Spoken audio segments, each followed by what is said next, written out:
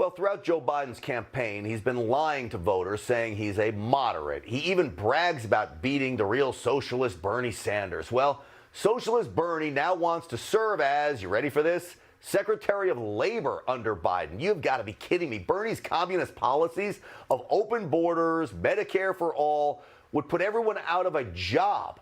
But he isn't the only radical pushing to join supposedly moderate Biden. Chief Elizabeth Pocahontas Warren wants to be Biden's Treasury Secretary. A radical leftist, Wall Street would rebel if she got the Treasury job. Kiss your 401ks goodbye. Biden promised to be one of the most progressive presidents in history. Now he claims he will be a moderate. But once he took on the most liberal senator in the chamber as his running mate in Harris, he's now considering two radicals for cabinet positions. There is no way you can believe that this is some kind of moderate.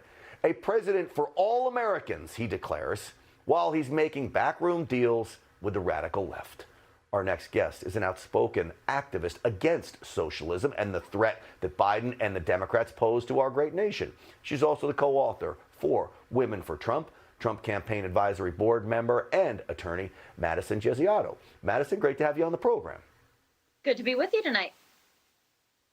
Madison, to me, they seem like hypocrites. One thing out of one side of their mouth, and then they do something else.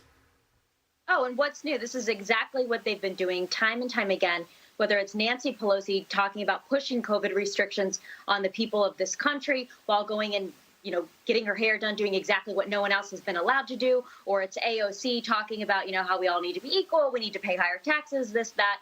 But, doing the opposite. You have Bernie Sanders, as you mentioned, wanting to be Secretary of Labor, and he talks a lot, about climate change, the Green New Deal, but he rides around on a private plane. So the hypocrisy is very real right now in the Democratic Party, but especially among the Democratic Socialists. And there was a time, of course, in which the Democratic Party would have viewed many of these socialist ideas as very radical, even 5-6 short years ago. And now it's become mainstream. So it's very scary as we face a critical election on Tuesday to think that these are the type of people that could be in the cabinet and actually have a lot more control than they would have in many other White Houses.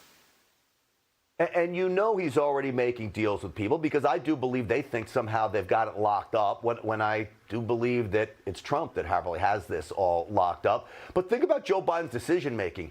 You've got the absolute worst guy you could pick for the labor secretary now vying for the job, and the absolute worst person you could pick to run the Treasury. And I'm not even saying that kidding around. That is sincere. These are the two worst people for those respective jobs.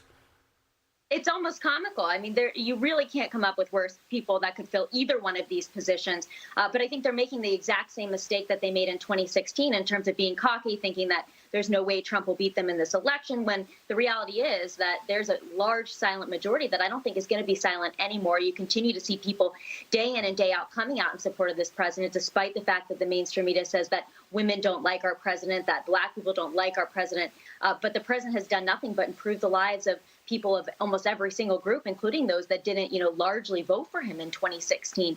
So he had a lot of people that maybe were on the fence, voted third party, didn't vote at all, that I think will be voting for President Trump on Tuesday, or maybe already did in early voting as a result of the promises made, promises kept. He proved himself in his first, 3.5 years as a politician. COVID took a hit on the economy, but I think if anybody could, bring us back to where we were in that incredible economic position, it's Trump. And at the end of the day, many people vote where, their pocketbooks are going to go. Do they want to see more money or less money? No, they want to see more.